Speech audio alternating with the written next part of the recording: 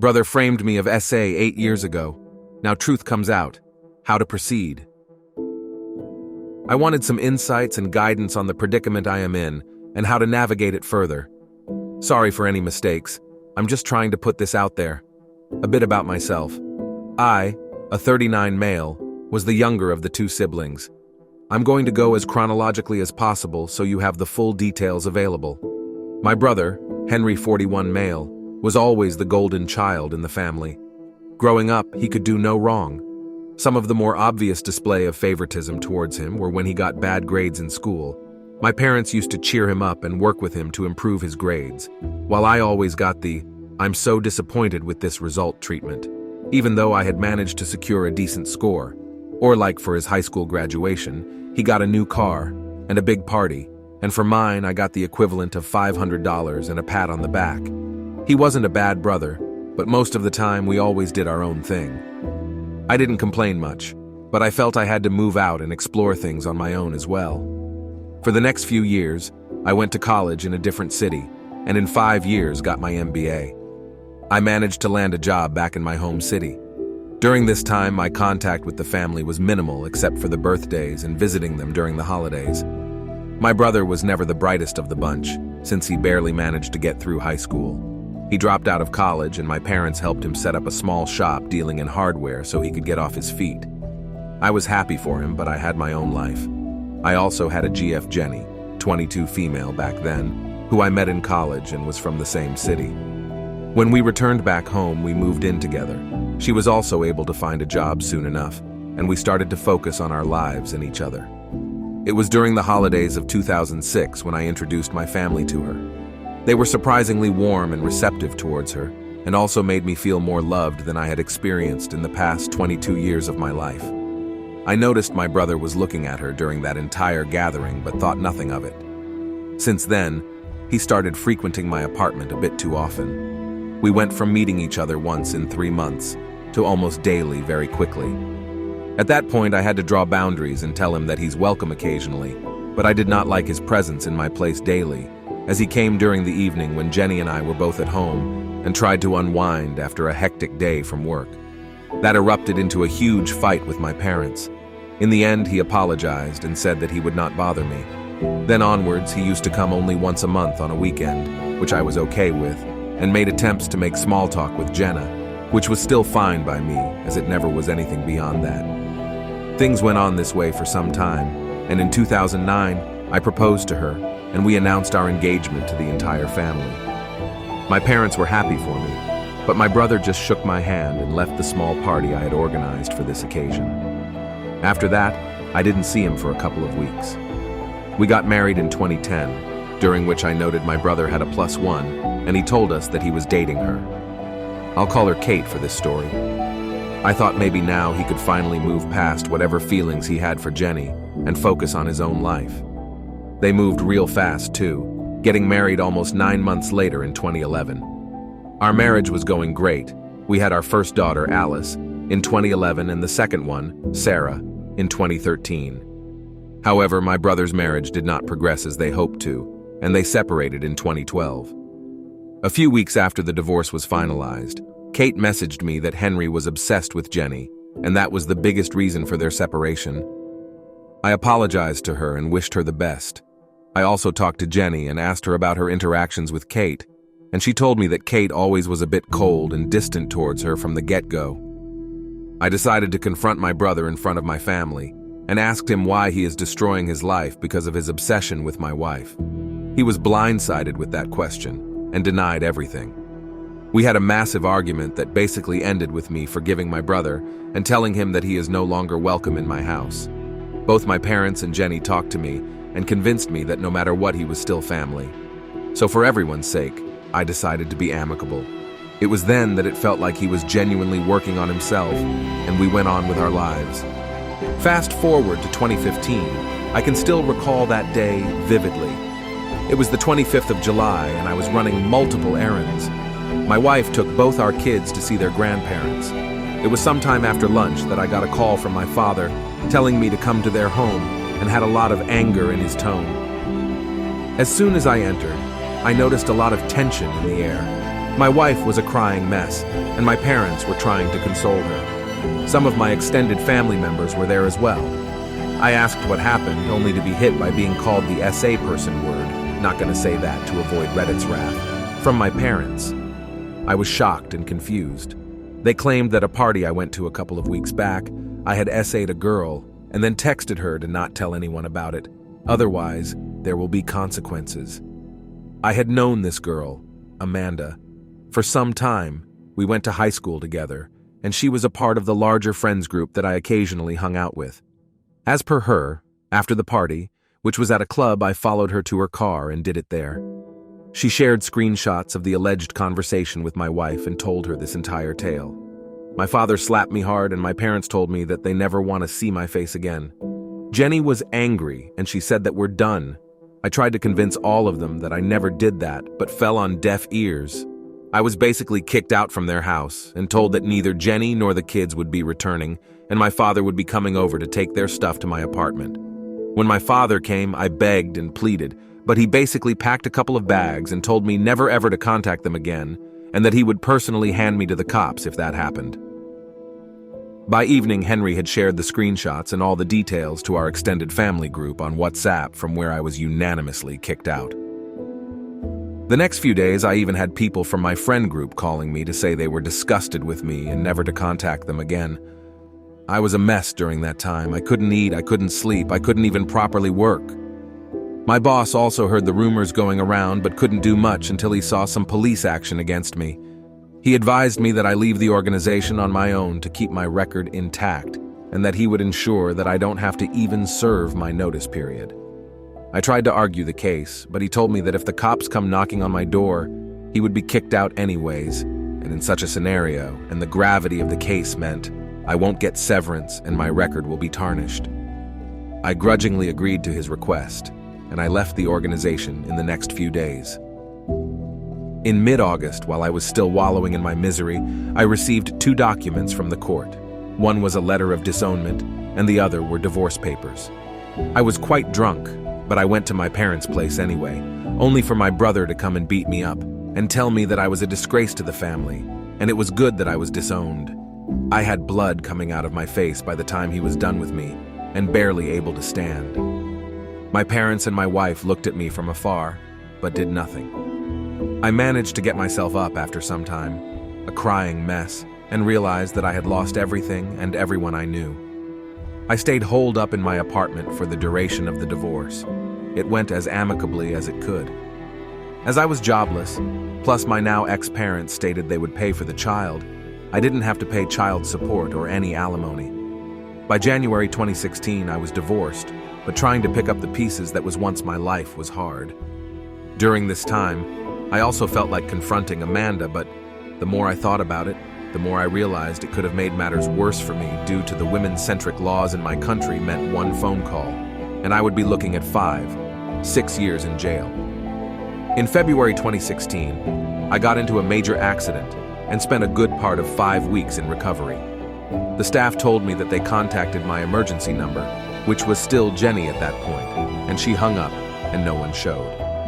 Once I recovered, I realized that I had spent a good part of my savings and I needed to get back on my feet, if not for anything else, to have a roof over my head.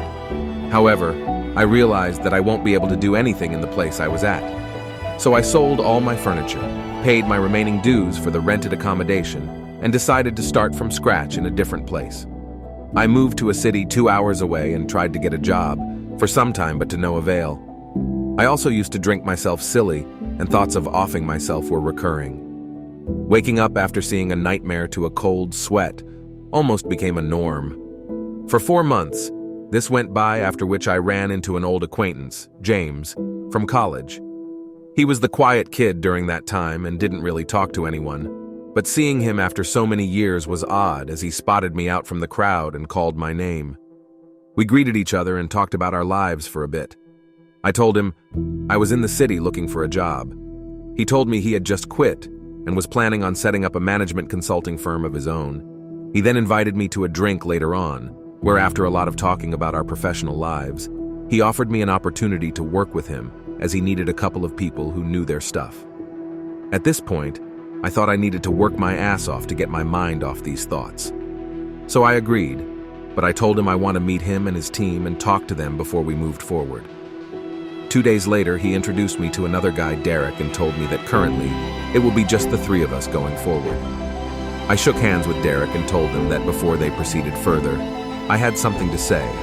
I then proceeded to spill the beans on everything that had happened to me during that time, and how I was disowned and divorced because of it, with the tears coming through in between. James and Derek told me that they felt sorry for me, but also told me that if there was no criminal record on my person, then there would be no issue. I stated that the police never came to my house, and they were relieved. James did mention that to be on the safer side, he's going to ask someone to run a full background check, and I understood his position and agreed. During this time, I was living in a rundown place that I rented to minimize my expenses. I waited patiently for 2 weeks, but was still looking for jobs in other places in case things didn't work out. 2 weeks later, James called me and we met up later that day. He stated my record is clean of any SA and welcomed me to the team. After that, I threw myself to my work and started therapy sessions. On the advice of Derek, I also joined a gym and vented a lot of my frustration on the punching bag, and went from an average 70 kgs to a buff 98 kgs. Derek and I became gym bros, and I basically looked at him as an older brother, as he was essentially Henry's age. By the end of 2018, I had a good amount of control back in my life. The consulting firm took off, and the money rolled in. I rented out a nice apartment in a decent neighborhood. The Band-Aid also came off to an extent, and I realized I needed to do some necessary steps to move on. I went to a courthouse and changed my last name officially on record. I adopted the last name of Derek after his parents went ahead. They saw me as a nice guy, and involved me in a lot of their family functions, including me being the best man for Derek's wedding. So this was a way of thanking them as well. I tried dating a bit, but it never worked out for me due to my emotional issues, till I started dating Kim, 28. In 2019, she was half Korean and half Italian. I met her at a coffee place where I picked up my coffee, and on occasion sat there. She used to work behind the counter. We saw each other only for the order, but once when Derek and I were there and he noticed that she was constantly looking at me, he told me that I should ask her out. I approached a bit hesitant and asked her out for drinks later that day. We had a nice date, and she said that she hoped we could see each other again. I knew that this was going to go in the similar way my other dates went, which was basically I told them about my past and they ran off, and I never blamed any of them. However, the second time I took Kim for lunch, I decided to tell her before she moved ahead. I wanted to let her know of my past so she could make an informed choice. It was like she was blindsided. I told her that I never had and never could think about doing that to anyone, and I am still struggling to move on from the aftermath, and that she needs to know what she's getting into before we even think of going for any further dates. A couple of days later, I got a call from Kim, and she told me she wants to meet up. We met at the same coffee place where she worked, and she told me that she trusts me and said that wants to give it a shot. At this point, I was skeptical and even cried a bit, because I couldn't believe that I could even find a bit of normalcy restored in my life. We went out for a few dates and really enjoyed each other's company, and it felt that I was finally able to start healing. I went on my first vacation after years with her to Europe, and had a great time overall. When the C virus hit in 2020, we remained in contact throughout over the phone and FaceTime. When things regained some level of normalcy in the latter half, she asked if she could move in with me, and I agreed. She was let go from her coffee shop and was trying her luck with job hunting. She was an amazing cook, and that's when I suggested that maybe she can try and set up a place and get into the food business. By mid-2021, and with the financial backing of her parents, she had a cloud kitchen setup which basically delivered food to the nearby areas. Both our lives were doing great. I still had a lot of emotional issues though. I no longer had thoughts of offing myself, but the nightmares still continued occasionally. Kim announced in February 2023 that she was pregnant, and a range of mixed emotions came over me. From being overjoyed to starting all over again to crying out for the loss of what I once had, I was all over the place. Kim comforted me, and we fell asleep in each other's arms. A couple of days later, I proposed to her and she was overjoyed. It felt like everything was finally moving to a point where I can have some semblance of peace with my life. We were set to be married, and all the preparations were in full swing for my wedding in mid-June this year. I am sorry for the long post, but I needed to put out all the information possible for you to know what a roller coaster things have been for me. At the end of May, I got a call from an unknown number. When I picked up, I could hear someone crying. She said, "Hi, it's Amanda." I instantly recognized that voice and cut the call, trying to hold back my anger. Kim was with me and saw my face and came over concerned. I was trying to hold back my mix of tears and anger and told her who it was. When the call came in again, this time Kim picked up the phone and put it on speaker. There was a guy on the other side and he explained that he was Amanda's fiancé, and she wanted to come clean over what she said back then. She got on the phone and kept apologizing over and over again and kept crying continuously. Kim did most of the talking as I became a sobbing mess, not sure what I wanted to do. So Kim said that they will call back. She immediately called Derek over, who listened to everything patiently as Kim explained what had happened. He gave me a hug and advised that we should set up a meeting at a lawyer's place with her confession so that it could help out in case of any future possible issues. I called up my lawyer and explained everything to him. He said he'll set up a meeting in his office and gave me a time and date. I called Amanda and told her that she needs to come over to my lawyer's office and we'll discuss it there. 3 days later, we met up at his office. Amanda looked half dead, with her expressions. Her fiancé was the only person who was with her. My lawyer set up the meeting with a camera to record the entire meeting. I asked him to mediate, and I asked Kim to come with me. We sat across the room and she started to explain in detail what had happened back then. A lot of things were said and discussed, but here's the crux of it. She and my brother were dating back in 2015, but no one knew. He was the person behind the entire SA plan. She went along because she really loved him and would do anything for him. He got a new phone and stole my profile pic from my WhatsApp number back then, and they used it to create the fake screenshots by chatting back and forth with Amanda. I went from crying to filled with rage. I can honestly say that if it wasn't for Kim, I might have been charged with assault.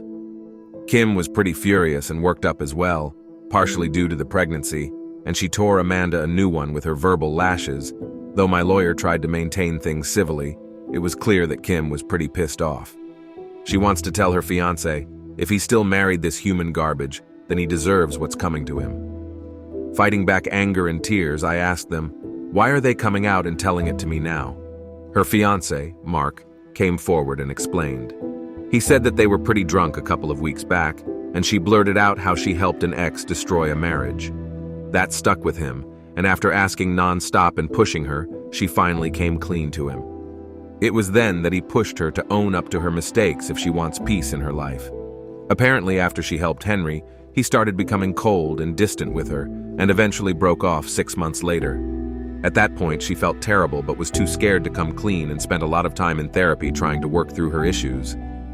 After everything was laid out on the table, my lawyer stepped in and said, let's take a 30-minute break and meet back again.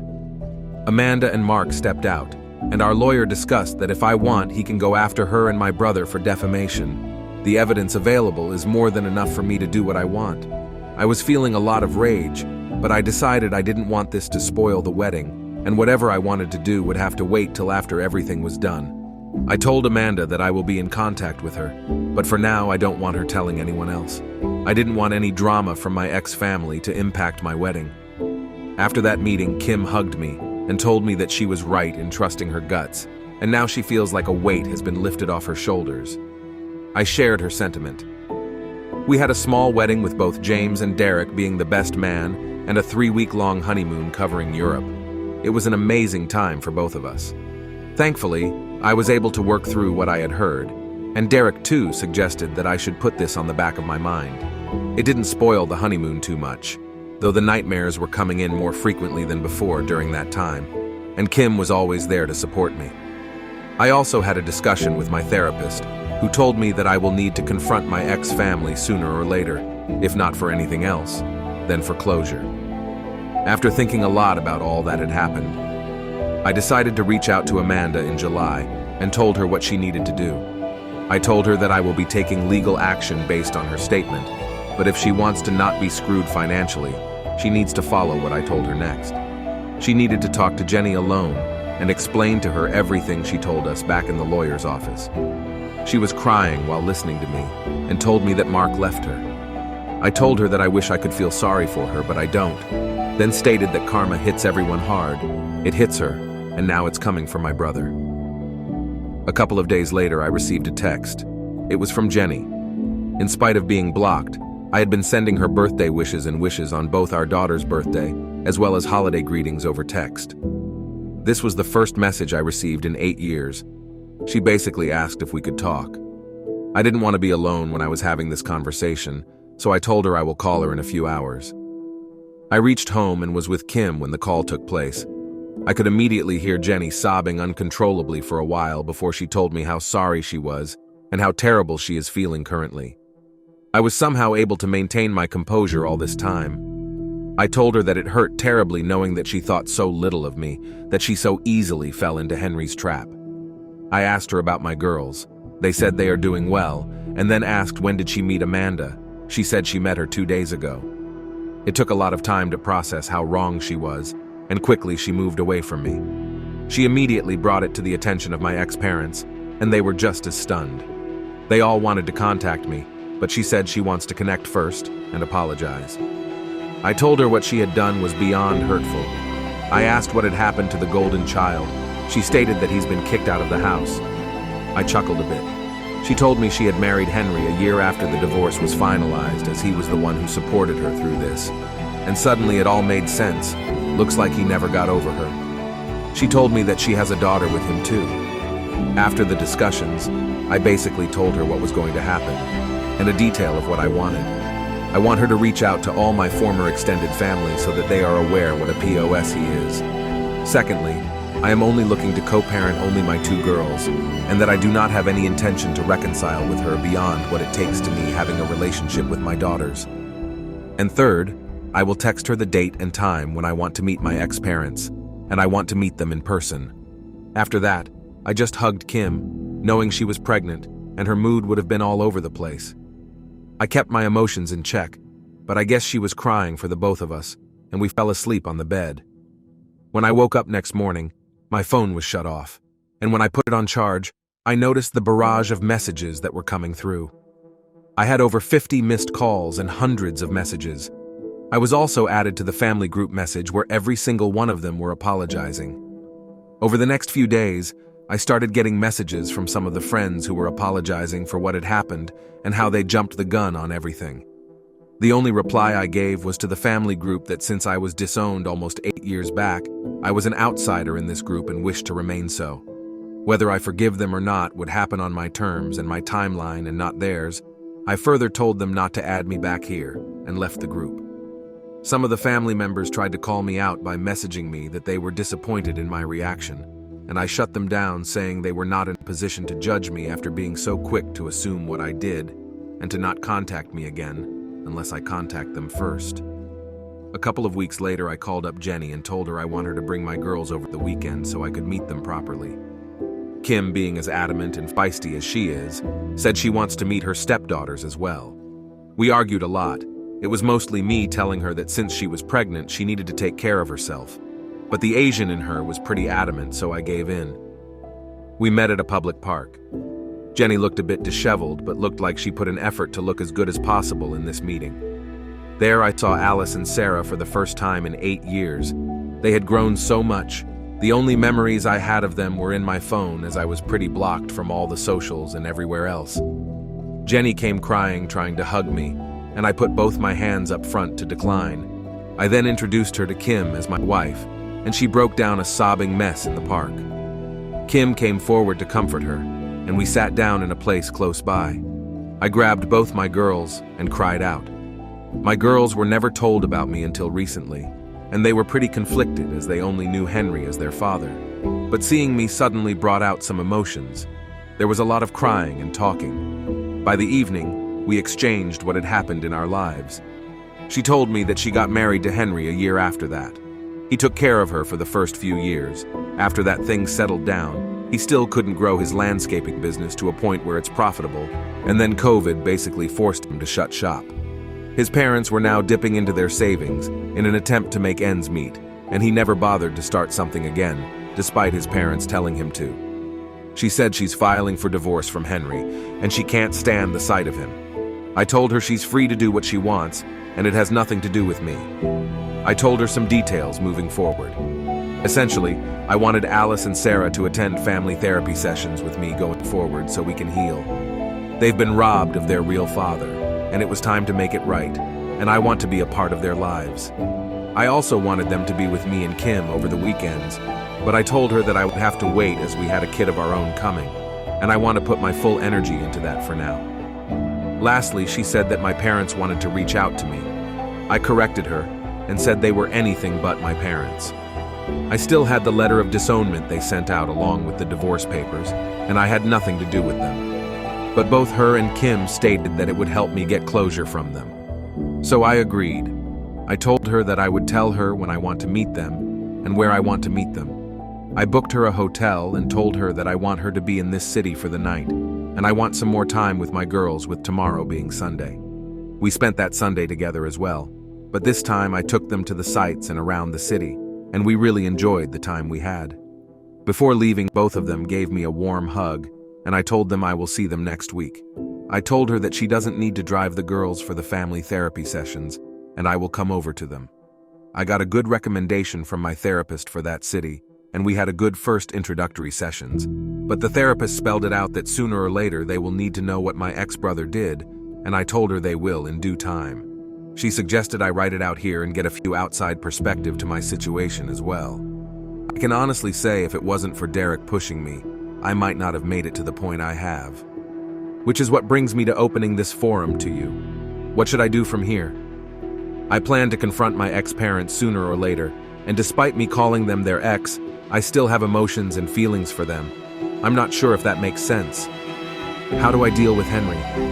I don't think I ever want to see his face ever again. But do I go after him and ruin him with a defamation suit, knowing fully well that he has a daughter from my ex as well, and anything I do to him might impact her? If you have any questions, I will try to answer those. Thank you for listening. If you have a story you would like to share, please feel free to email us in the description below. Subscribe for more.